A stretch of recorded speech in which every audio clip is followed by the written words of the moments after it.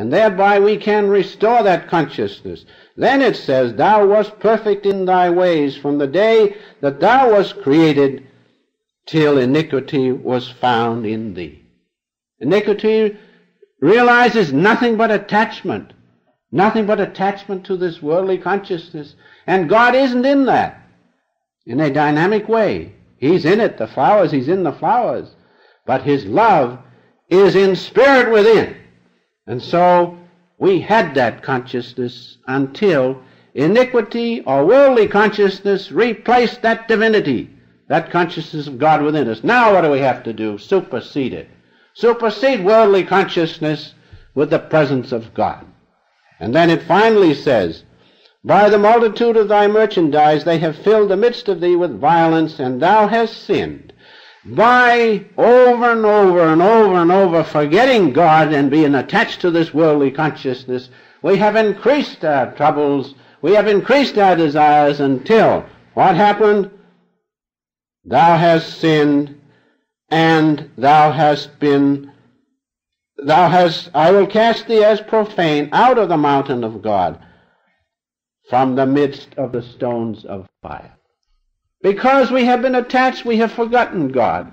All he wants us to do is not to forget him, not to forget the giver. We've forgotten him. We've been attached to matter, and iniquity has come in upon us. What has happened? We have lost our birthright, the Christ consciousness within. And we have been thrown as profane out of the consciousness of the thousand-rayed lotus and the centers of the spine. That, in a nutshell, is what has happened. What have we got to do now? Restore that which we have lost. How? By right meditation, and especially by full surrender to God and being one with his great love. That's the key. That's the key to this morning's service. Full surrender to God. And when his love comes in upon you, then you will feel his oneness. Then you will feel, as Brother Lawrence felt, the presence of God. Not until then. No halfway measures with God. He demands full surrender, full loving of his great consciousness. Now the first two commandments, first and second commandment, are wonderful. First commandment is, as you know, thou shalt love the Lord thy God with all thy strength, thy heart, and thy might. And thou shalt love thy neighbor as thyself, because God's love is in the heart of your neighbor. Upon these two commandments hang all the law and the prophets. Understand that. All law depends upon that. And therefore, if we love God in the manner as promulgated by these two great commandments, if we do that, we will know that part of ourselves which is eternal and which does not pass away. We will renew it. We will resurrect it. We will once more be one with our Father.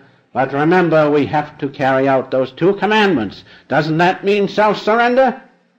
Doesn't that mean the fullest surrender to God? Certainly it does. Just to deviate a minute, you all know about atomic energy and the atomic bombs and the hydrogen bombs and all those things. Now those fast-moving particles from cosmic rays are so fast that they go right by the atom until something happens. What happens? Those fast-moving particles are slowed down, and by the law of God, the spiritual law, then they go right straight to the heart of the atom. Then you get atomic fission and the creation of tremendous amounts of energy. Now the spiritual law is the same. The spiritual law is the same. God's fast-moving spiritual rays of cosmic energy are so speedy they go right by us. The cosmic rays go right by us. And as it says in St. John, upon whom you see the Spirit descending and remaining, it is they who baptize by the Holy Ghost. These rays go right by us. Why? Why? Because we have to slow them down, just like in atomic fission. We have to slow those rays down, and then when we slow the rays down, they go right straight through God's great law to the center of our heart. That's what happens.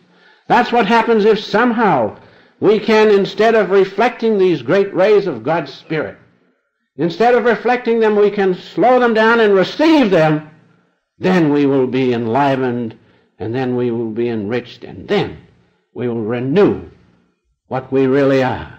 And what does that? What slows down God's very fast-moving spiritual rays of cosmic energy? What is it? What does it? We know what slows the atomic energy, the neutrons down. It is a like substance of the same nature as the fast-moving neutrons. And in us it's a like substance of the fast-moving spiritual rays of God. And what is it? Love. Love is what slows down the spiritual rays of God's cosmic energy. Love is what slows them down, and then when they're slowed down, because in our heart is the same love that's in God's great heart, then when they're slowed down, according to his great spiritual law, they go directly, without any trouble, to the center of our being, the center of the atom of which we are in God's great consciousness, and then tremendous energy is released. Spiritual energy is released, and then you can perceive and understand and know the presence of God. This is a wonderful thing to remember. And what is that which slows down God's great spiritual force? Love. Love. That's why we have the two commandments as being the greatest. Thou shalt love God with all your heart, soul, and strength, and your neighbor as yourself.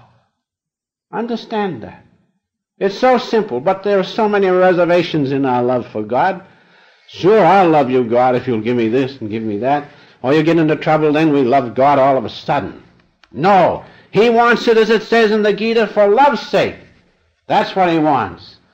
And that's what we must do. And those who meditate regularly, and I meditate with many people, and I find that those who love God, it's so simple.